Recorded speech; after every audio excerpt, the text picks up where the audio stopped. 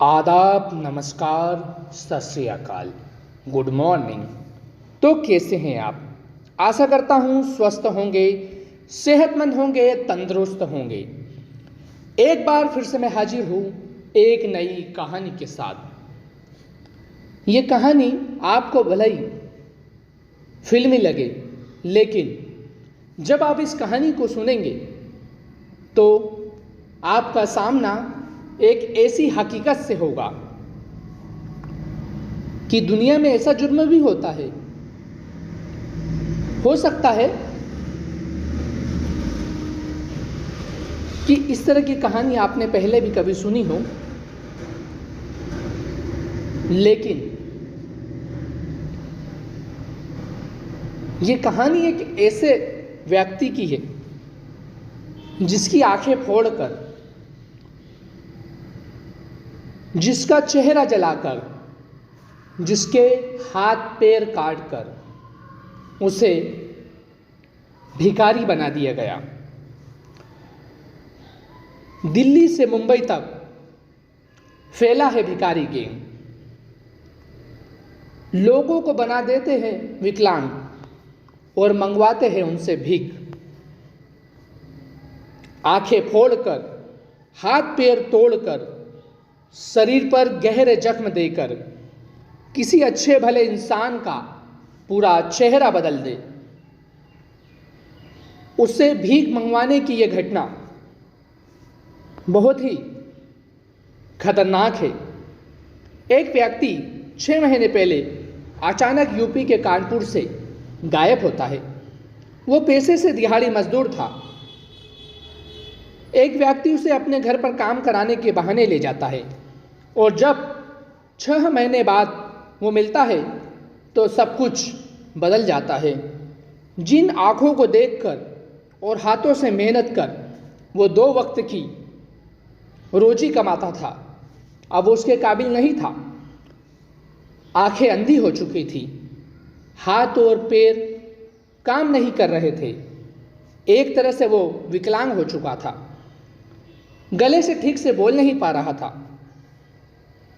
उसे अपना नाम बताते हुए लोगों की मदद से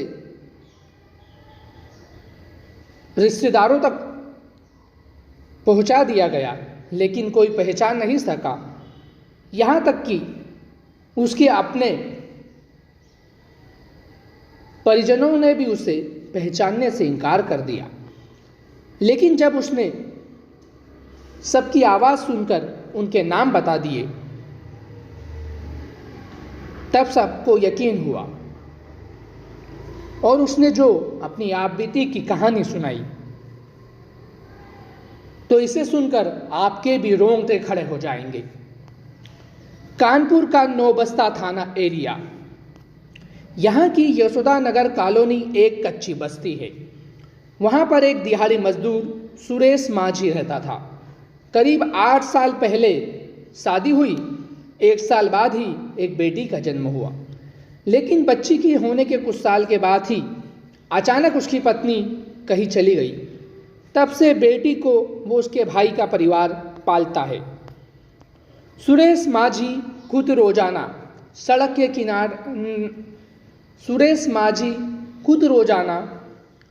सड़क के किनारे खड़ा होकर मजदूरी का इंतजार करता था। करीब 6 महीने पहले भी काम की तलाश में वो घर से निकला था, लेकिन फिर नहीं लौटा। 30 अक्टूबर की शाम को जब छठ पूजा के लिए लोग पूजा घाट पर जमा हो रहे थे, तभी कानपुर के किदवई नगर में एक युवक ने बचाओ बचाओ जोर जोर से चिल्लाना शुरू कर दिया। वो लगातार चीखता रहा। वहाँ लोग जुटने लगे तो एक गाड़ी से उस व्यक्ति को उतारकर बाकी लोग भाग गए। वो युवक देख नहीं सकता था, न चल पा रहा था। जरा सा उड़ते ही गिर जाता। उसने लोगों से पूछा कि ये कानपुर ही है ना? लोगों ने हाँ में जवाब दिया। इसके बाद उसने जो बताया, उसने सबके रोंगटे खड़े कर दिए। उसने कहा, मुझे भिखारी गैंग ने किडनैप कर लिया था, आंखें फोड़ दी, नशीला इंजेक्शन लगाकर बेसुध कर दिया। जब हालात खराब हो गई तब यहाँ ले आए। मुझे किसी तरह से नौबस्ता पहुँचा दो। वहाँ किसी तरह से लाए जाने पर उसके परिजन पहचान नहीं पाए। फिर किसी तरह से उसे पहचाना गया। तब उसने भिखारी गैंग की पूरी कहानी सुनाई। भिखारी गैंग से बचकर लौटे सुरेश माझी ने बताया कि 6 महीने पहले रोजाना की तरह किदवई नगर लेबर मंडी के पास खड़ा था, इस इंतजार में कि आज भी कोई दिहाड़ी का काम मिल जाएगा। उसी समय मछरिया गुलाबी बिल्डिंग के पास में रहने वाला एक व्यक्ति मुझे अपने साथ काम के सिलसिले में ले गया। बातचीत से पता चला कि उसका नाम विजय है। काम करते हुए उसने कुछ खाने का सामान दिया। उसमें कुछ नशे का पदार्थ मिला था। खाने के बाद मुझे अजीब से चक्कर आने लगे। तभी उसने मेरी आंखों में कुछ केमिकल जैसा डाल दिया, जिस वजह से मुझे भी दिखाई नहीं दे रहा था। मुझे 70,000 में बेचा गया। मैं अंधा ही हो गया। इसके बाद उसने मेरे हाथ पैर पंजे तोड़ दिए। फिर करीब 12 दिनों तक मछरिया इलाके के घर में ही रखा। मेरे शरीर को कई जगह से जलाया गया। फिर मेरी दाढ़ी पर गहरे घाव कर दिए, जिससे चेहरे का हुलिया ही बदल गया। फिर कुछ दिनों बाद दूसरे इलाके में रखा और मेरा एक सौदा एक महिला से हुआ। उस महिला ने विजय को 70,000 रुपये दिए, यानी मुझे 70,000 रुपये में बेचकर सौदा पक्का कर लिया गया। इसके बाद एक व्यक्ति कुछ लोगों के साथ मुझे ट्रेन से दिल्ली ले आए। ट्रेन के विकलांग कोच में हम लोगों को बिठाया। ट्रेन में शोर मचाकर खुद को बचा सकते थे, लेकिन उसमें सभी विकलांग थे। साथ में भिखारी गैंग के लोग थे। पहले ही धमकी दे दी थी। भिखारी गैंग के लोगों ने कहा, कहीं शोर मचाने की कोशिश की तो चलती ट्रेन से फेंक देंगे, तुरंत मर जाओगे। अब जो आंखें फोड़ सकते हैं, पैर काट सकते हैं, वो इतने बेरहम तो हो ही सकते हैं। उनके लिए कोई बड़ी बात नहीं है, इसलिए वहाँ शोर मचा नहीं सके। इसके बाद दिल्ली लाया गया। यहाँ किसी बस्ती में रखा गया। वहाँ पहले से ही 50 से 100 लोग भेड़ बकरियों की तरह ठूसे हुए गए थे। यहाँ लाने के बाद और भी यातनाएं दी गई। नशीले इंजेक्शन दिए गए, जिसमें हाथ पैर ने काम करना बंद कर दिया। चेहरे और शरीर पर गहरे जख्म दिए, कई जगह से जलाया गया, जिससे मैं पूरी तरह से विकलांग बन गया। हालत ऐसी कर दी कि कोई भी मुझ पे तरस खा जाए और भीख में ज़्यादा से ज़्यादा पैसे दे। इसके बाद रोज़ाना सुबह 4 बजे ही जगा दिया जाता था। ज़बरदस्ती तुरंत कह दिया जाता कि जल्दी तैयार होकर काम पर चलो। 5 बजने से पहले ही बिना खाए पिए दिल्ली के अलग अलग ठिकानों पर ट्राइसिकल ट्राली पर बैठकर ले जाया जाता। मेरी हालत को देखकर मुझे 15 से 2,000 रुपये या उससे ज़्यादा ही मिलते। अब मैं देख नहीं सकता, अपने पैरों से चल नहीं सकता और ना ही हाथों से उठ सकता था, पर दोनों कानों से सुन सकता था। इसलिए सब कुछ ध्यान रखता कि कहाँ रखा जा रहा है, लोग क्या बात कर रहे हैं। उसी से पता चला कि किसी राज नामक व्यक्ति मुझसे भीख मंगवा रहा है।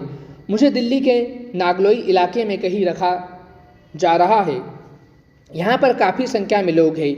ये पूरा रैकेट सिर्फ दिल्ली ही नहीं बल्कि मुंबई और कई शहरों में चल रहा है।